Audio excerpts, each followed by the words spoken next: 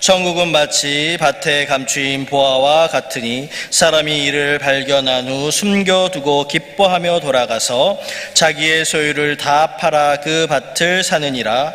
또 천국은 마치 좋은 진주를 구하는 장사와 같으니 극히 값진 진주 하나를 발견함에 가서 자기의 소유를 다 팔아 그 진주를 사느니라.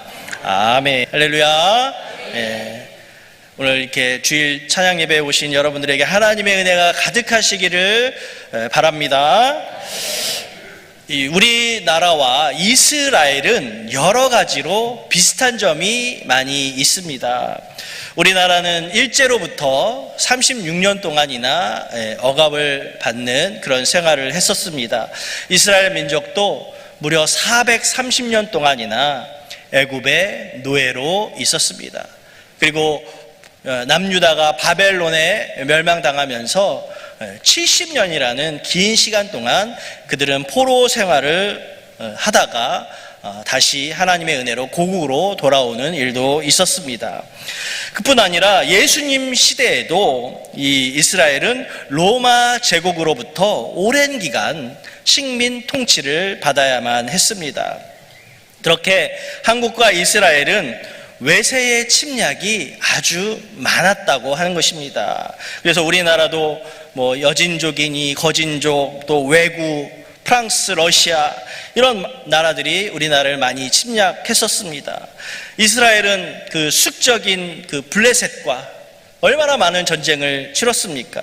뿐만 아니라 아람과 애굽과 또 모압, 암몬, 아수르, 바벨론 이런 나라들로부터 수많은 공격을 받아서 많은 전쟁을 치러야만 했습니다. 여러분, 그렇게 많은 전쟁을 치르게 되면 백성들은 어떻습니까? 너무나도 힘들고 또 많은 사람들이 죽게 되고 또 전쟁이 나면 집에 있을 수가 없습니다. 피난길에 올라야만 했습니다. 그렇게 피난길을 오를 때 주로 가벼운 귀중품만 챙겨서 떠나게 됩니다.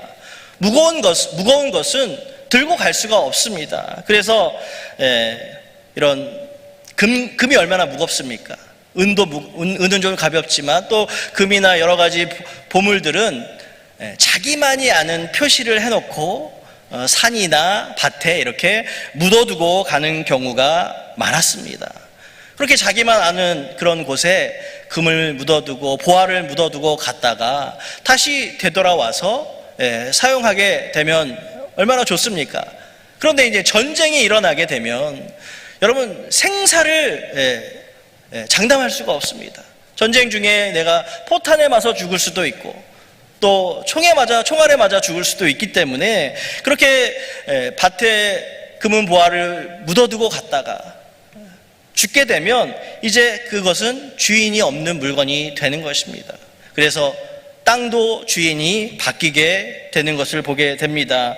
그래서 오늘 본문의 말씀처럼 품꾼이 싹쓸 받고 일을 하다가 밭에 나가서 이렇게 땅을 파면서 땅을 이렇게 일구면서 일을 하다가 뭔가 우연찮게 보화를 발견하게 되면 그 발견한 사람은 자신의 전 재산을 투자해서 땅을 사고 그 금은 보화를 갖게 되는 것입니다. 오늘 말씀에서 예수님은 천국의 가치에 대해서 말씀하고 계십니다. 천국은 마치 감추어져 있는 보화와 같다, 그렇게 말씀하시면서 또 천국은 아주 진주 장사가 아주 좋은 진주를 발견한 것과 같다라는 그런 비유의 말씀을 하고 계십니다.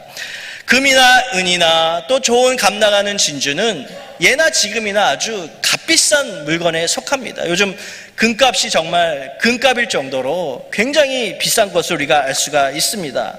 그만큼 천국은 금은 보화와 같이 또는 좋은 진주와 같이 아주 귀하고 좋은 것이다, 그렇게 말씀하고 있습니다. 우리 요한계시록 4장 21장 4절에 보면 이 천국에 대해서 간략하게 말씀하는 것이 있습니다. 우리 함께 보겠습니다. 시작. 모든 눈물을 그 눈에서 닦아주시니 다시는 사망이 없고 애통하는 것이나 곡하는 것이나 아픈 것이 다시 있지 아니하리니 처음 것들이 다 지나갔음이러라. 아멘. 그래서 제가 주로 장례식장 가면 이 본문의 말씀으로 이렇게 말씀을 전하곤 하는데요, 천국은 다시 사망도 없고 애통하는 것도 없고 아픈 것도 없고 고통도 없고 또 서로 미워하는 거나 시기하거나 질투하는 것도 없이 천국은 그렇게 좋은 곳이다 라고 말씀하고 있습니다.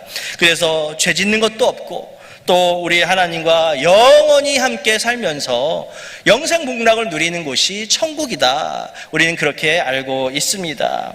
그래서 우리 여기 계신 분들은 천국이 좋다라는 건 두말할 것도 없이 잘 알고 계실 것입니다. 그런데 오늘 말씀에서 예수님은 천국이 금은보화와 같이 아주 좋은 진주와 같이 좋다는 것만 말씀하시는 것은 아닙니다.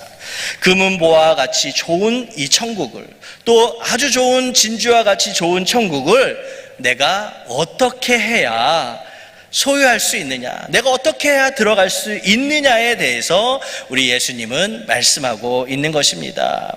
그래서 천국은요, 성도들은 천국을 바라보는 이 생각이 달라야 합니다. 천국은 그저 막연하게 좋은 곳, 또 우리가 이 세상에 살다가 죽게 되면 자동으로 갈 수 있는 곳이라고 생각해서는 안 됩니다. 오늘 본문에서 밭에 감추인 보화를 발견한 사람과 또 진주 장사가 아주 좋은 극상품의 진주를 발견했을 때 똑같은 행동을 취하는 것을 우리가 알 수가 있습니다. 어떤 행동입니까? 바로 자기의 소유를 다 팔아서 얻었다는 것입니다.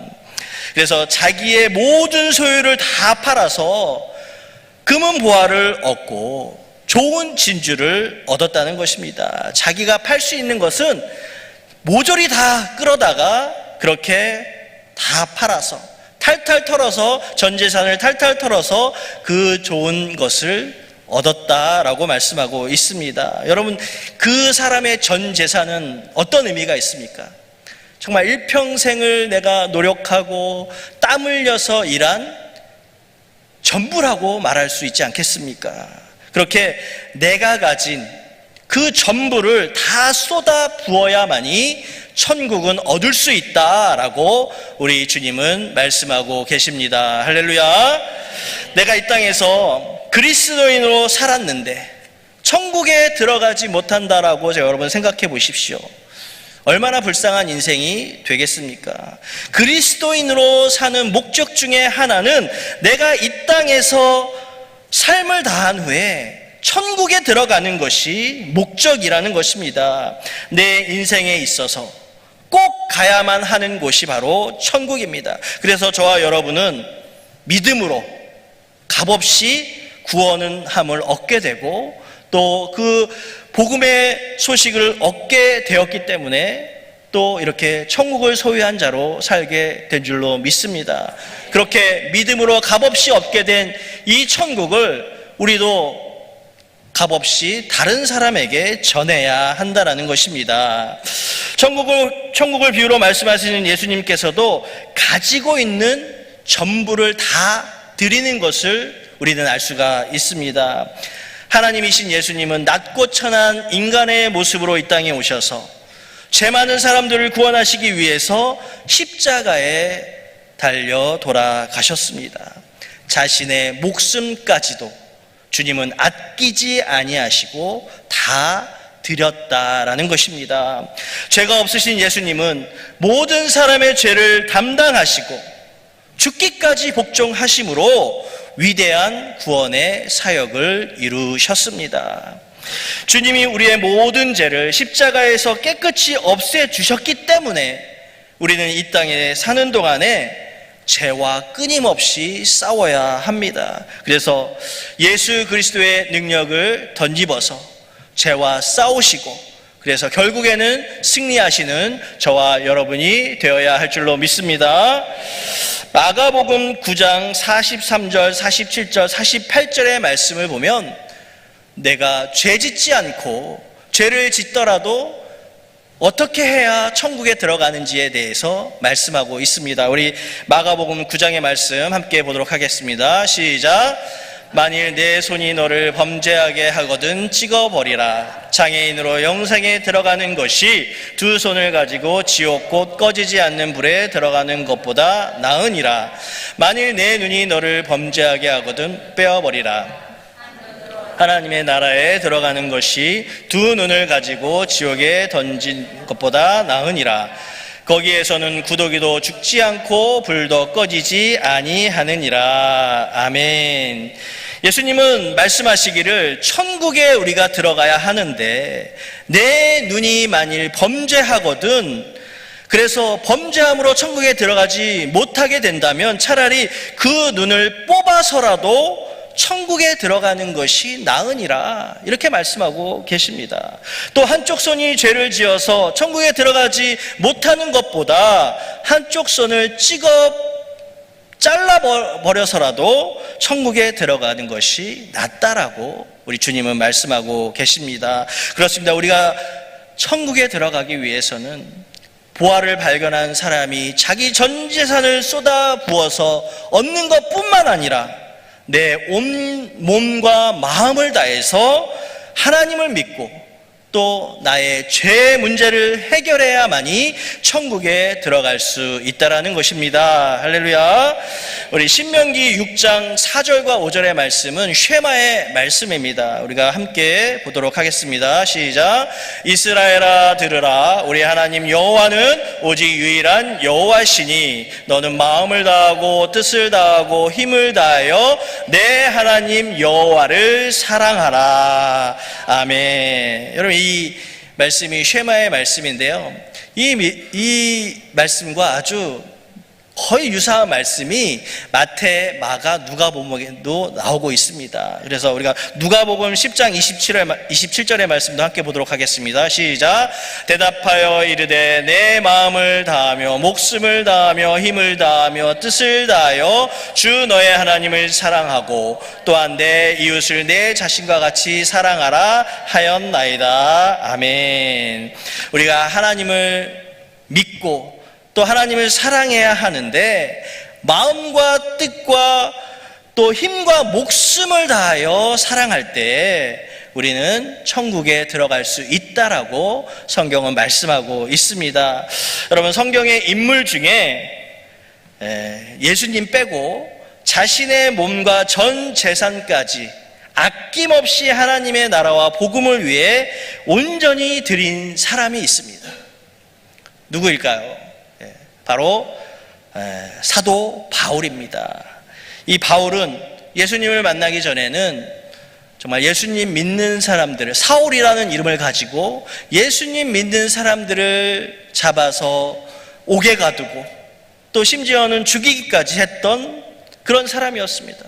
그래서 다메섹에도 예수님 믿는 사람이 있다는 소식을 듣고 다메섹으로 가는 길가에서 예수님을 이 사울이 만나게 됩니다.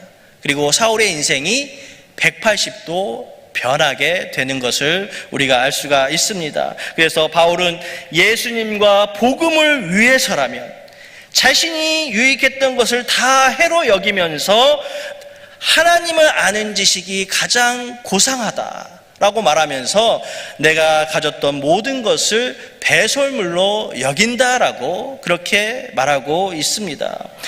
바울은 예수님과 복음을 위해서 남은 인생을 온전히 하나님께 헌신했습니다. 그래서 바울은요, 예수님처럼 자기가 가진 모든 것을 드리게 됩니다. 그래서 바울은 목숨까지도 복음을 위해, 예수님을 위해 드리는 것을 우리가 알 수가 있습니다. 사도행전 20장 24절의 말씀 함께 보겠습니다. 시작. 내가 달려갈 길과 주 예수께 받은 사명 곧 하나님의 은혜의 복음을 증언하는 일을 마치려 하면은 나의 생명조차 조금도 귀한 것으로 여기지 아니하노라. 아멘. 이 바울은요, 여기저기 선교를 많이 다녔습니다. 그러면서 예수님을 전할 때 내 생명조차 조금도 귀한 것으로 여기지 않는다라고 그렇게 말하고 있습니다. 그래서 바울은 하나님의 나라를 전하는 데 있어서 정말 열심을 다해서 정말 죽을 고비를 넘겨가면서 그렇게 목숨도 아끼지 않고 복음을 위해서라면 그렇게 쉼없이 뛰어다니는 바울을 우리가 볼 수가 있습니다. 그래서 결국엔 어떻게 됩니까? 바울이 로마에까지 가서 복음을 전하다가 이 왕에게, 아그리빠 왕에게 복음을 전하다가 결국에는 그가 순교하는 것을 우리가 알 수가 있습니다. 예수님의 제자들도 마찬가지입니다. 오순절날 성령 받고 그들이 담대하게 나가서 예수님을 전합니다. 복음을 전합니다. 그래서 예수님의 제자들도 대부분은 복음을 전하다가 순교하였습니다. 우리 배우 중에, 영화 배우 중에 김인권이라는 배우가 있습니다. 여러분 아실 텐데요. 이 김인권이라는 배우가 나오는 영화가 한 편 있었습니다. 이 신이 보낸 사람이라는 영화를 본 적이 있습니다.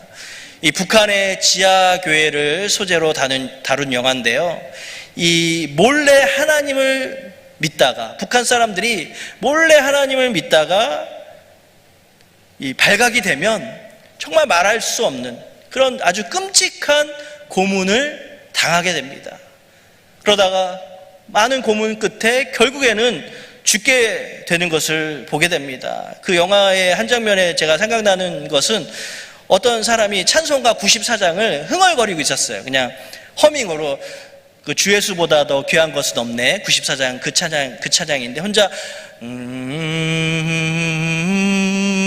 이렇게 흥얼거리고 있었는데 옆에 있는 이제 간부가 공산당 당원이죠, 이 사람. 그래서 아니 그 찬양 그거 무슨 노래이가 막 이렇게 물어보는 거예요. 그래서 근데 이제 말을 못 하는 거죠. 찬송가라는 걸 말을 못 하고 있는데 이 공산당 간부가 이게 찬송가라는 걸 나중에 알게 된 거예요. 그래가지고 바로 그 자리에서 총살을 당하게 되는 그런 장면이 있습니다. 정말 예수님을 믿다가 발각이 되면 끔찍한 고문을 당하면서 그러면서도 끝까지 예수님을 배반하지 않는 그들의 모습을 보면서 정말 많은 도전이 되었습니다. 내가 만일 그 자리에 있었더라면, 그래서 내가 발각이 돼서 고통스러운 고문을 받게 된다면 내가 예수님을 부인하지 않고 순교할 수 있을까라는 생각을 하게 되었습니다. 우리가 이 땅에 살면서 우리가 대한민국에 사는 동안에는 정말 예수님을 위해, 복음을 위해 우리가 순교하는 일은 없을 것입니다. 그러나 내가 믿는 예수님, 내가 가고자 하는 천국의 가치를 크게 생각하면서 예수님과 천국을 전하는 자로 우리는 살아야 할 줄로 믿습니다. 내가 믿는 하나님, 내가 가야 할 천국을 날마다 생각하시면서 정말 그 좋은 예수님, 그 좋은 천국을 누구에게 전할까, 그것을 생각하면서 나의 모든 것을 걸고 나의 모든 것을 믿으면서 그렇게 전하며 살아갈 수 있기를 바랍니다. 그래서 이 죽음을 앞에 둔 사람에게 천국은요 아주 간절함이 있습니다. 정말 내 부모님이 돌아가셔서 천국에 꼭 가셔야 되는데 내 사랑하는 가족이 정말 천국에 가야 된다라는 그런 간절함이 있지 않겠습니까?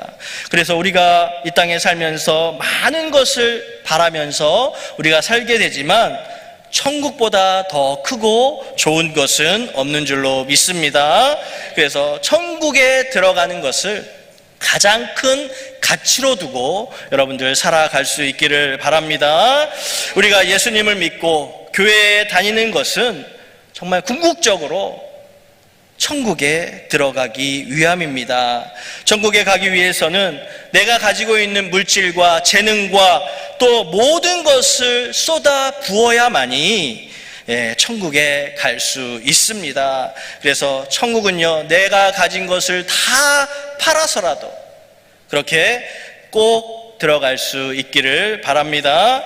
그리고 천국은요, 주여 주여 하는 자마다 다 천국에 들어갈 수 없다라고 주님은 말씀하십니다. 천국은 하늘에 계신 내 아버지의 뜻대로 행하는 자라야 들어갈 수 있는 곳이다 라고 주님은 말씀하고 계십니다. 끝으로 마태복음 7장 21절의 말씀입니다. 시작. 나더러 주여 주여 하는 자마다 다 천국에 들어갈 것이 아니요 다만 하늘에 계신 내 아버지의 뜻대로 행하는 자라야 들어가리라. 한 번 더 읽겠습니다. 시작. 주여 주여 하는 자마다 다 천국에 들어갈 것이 아니요 다만 하늘에 계신 내 아버지의 뜻대로 행하는 자라야 들어가리라. 아멘. 세상의 법이 있고 세상의 관습이 있습니다. 세상의 법, 세상의 관습을 따르는 것이 아니라 하나님의 법, 하나님의 뜻을 따라 행동할 때 우리는 천국에 들어갈 수 있습니다. 우리 모두 하나님의 법, 하나님의 뜻을 따라 행동하심으로 꼭 천국에 입성하시는 은혜를 받으시길 주님의 이름으로 축원드립니다. 기도하겠습니다.